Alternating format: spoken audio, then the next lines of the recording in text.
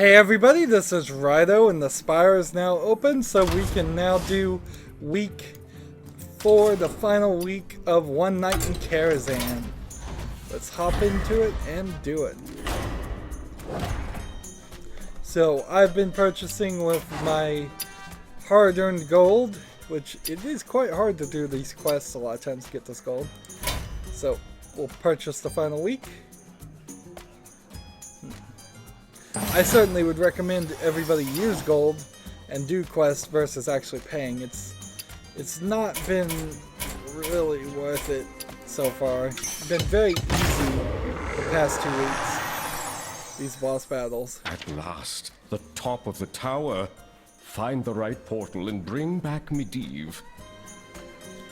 So I wonder if this is going to be a portal battle, which will be weird because this week's Tavern Brawl was also a portal battle, so we may end up doing very similar things to something I've already done.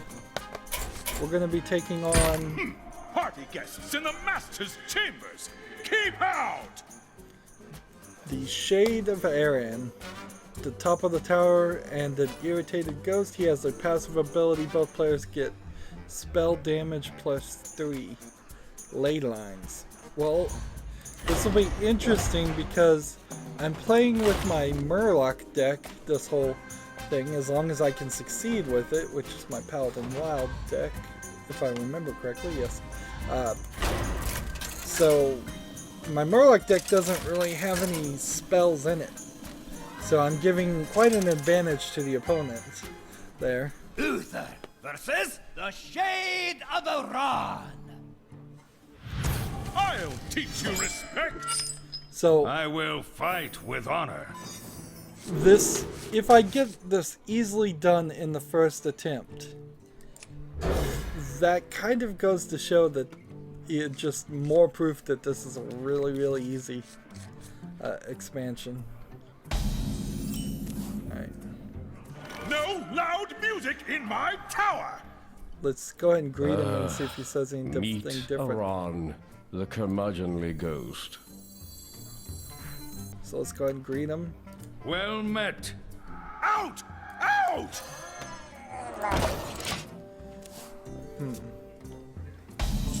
So the Murloc deck is, if you're not familiar, if for some reason, it is completely based around the having Murlocs that work with other Murlocs. So here I'll discover a new power, but then I'm going to immediately change the hero power again to a Murloc making hero power. And the only reason I played these two 1/1s versus one of these twos is because every time you summon a Murloc, you get more attack. So he's down 3 in the second turn. I am not some simple jester. I am Neelis Aran! So if this is a really powerful mage, he's still probably less powerful than the main guy that owns this tower. Right. So next move, I could do this, but I'd prefer to do this.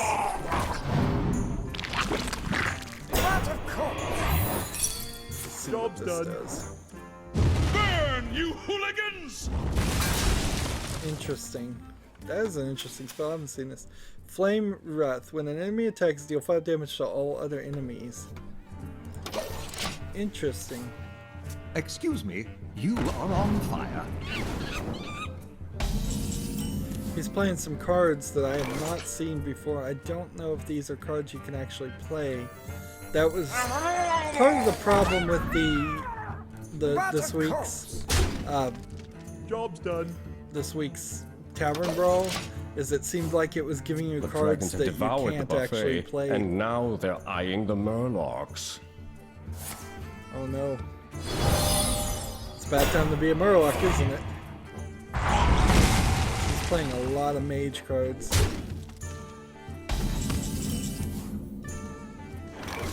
Let's see. This. And this. And then return. The Master is mighty, but I have powers of my own!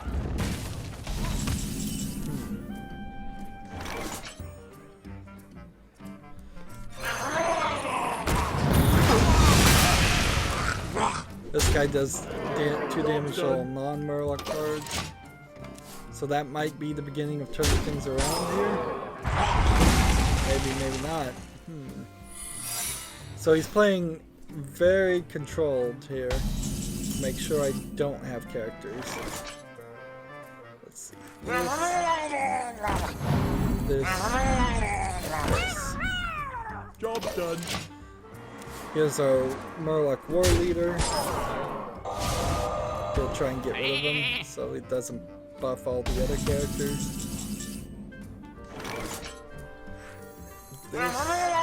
This, and everybody gets some increased attack, or increased health. Oops, that was a mistake, but I didn't have to pay for it. The secret could have destroyed him, and thus I should have attacked with this guy first. It's all these tiny little mistakes that I make that really hold me back from doing really good at this game. Unfortunately, Hearthstone really is designed so that you only win 50% of the time, and it makes a very odd experience for somebody who's used to playing the single-player games that don't work that way. Let's see. I'm gonna go ahead and get rid of this guy, so I can do this, and then. That was a mistake again, but I did it. So I should have attacked with one of these guys first. Job's done. So I'm waiting for my last successful turn of events.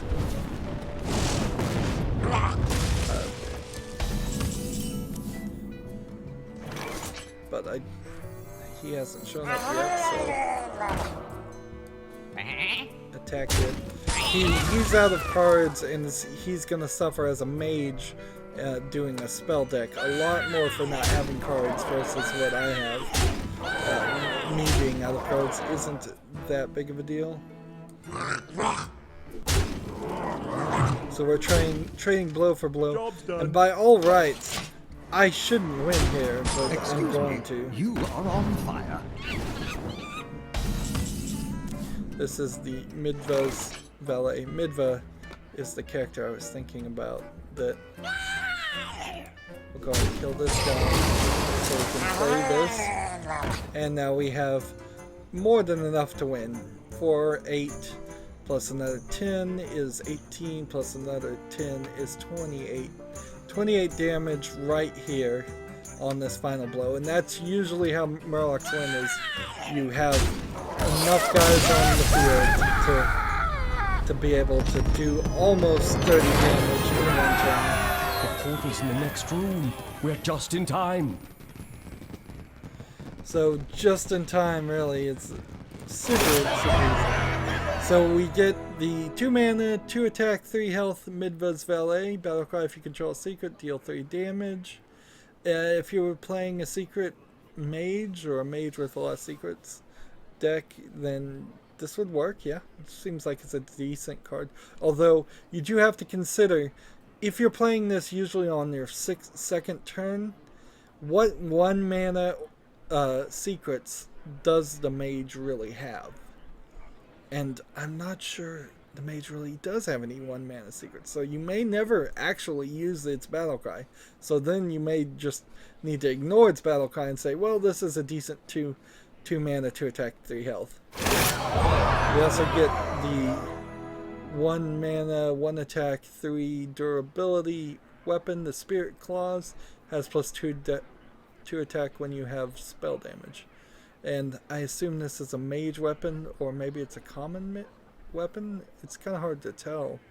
I don't know if this blue outline means it's for mages or anybody. They're still kind of working on weapons. Even from the beginning of the game, they still haven't quite made the whole weapon part of Hearthstone really make sense. But for a mage, mages don't have a lot of weapons. I could certainly see why you'd want this. And mages often do have characters with spell damage, which would turn this into a 3/3. So doing potentially 9 damage for 1 mana is quite a good deal, actually.